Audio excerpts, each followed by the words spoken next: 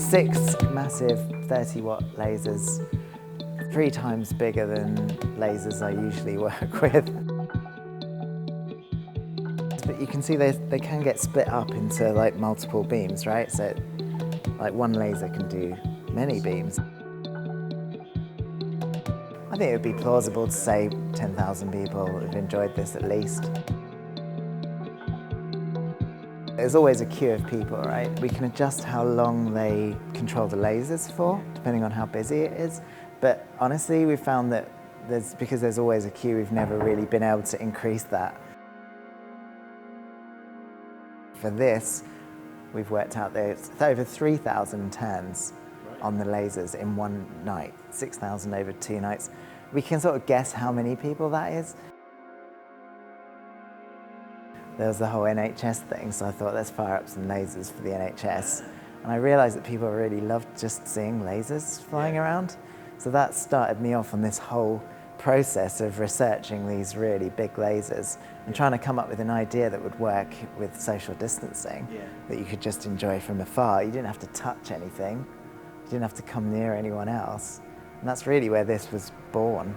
So like these lasers, they're RGB. They've got 3 colours of beams that are combined together using mirrors and dichroic mirrors, right, that let one colour through and reflect another colour, so they all hit these mirrors and join together. And the red and green and blue modules are often made out of multiple diodes, all combined into a single. When you get to this sort of size of laser, like there might be 20 red diodes just making one red colour.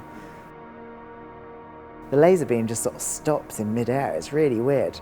And the reason for that is because actually, as the laser sort of goes into the distance, the amount that it travels becomes vastly greater very quickly. And so what you're seeing is like actually a very, very long distance, but it's compressed into perspective. So it looks like it literally stops, but actually it's going and fading out over a great distance. It's very strange. But yeah, it depends on the conditions. But in Leeds, we had reports from like 40, 50 miles away. Really? Today, I had someone in Billingshurst said they could see it. And that's 20 miles away, I think. So it's always difficult to know how wide out you should do them because they always look better if they're just coming towards you. But I guess we wanted to make sure a wide enough area could see them. I'd quite like if Brighton could see it, right? My wife was going to walk on the beach today and see if she could see them. We had to pull them in a bit the last couple of days to avoid the airport. I mean, really, if the beam is coming towards you, you should be able to see it for many miles.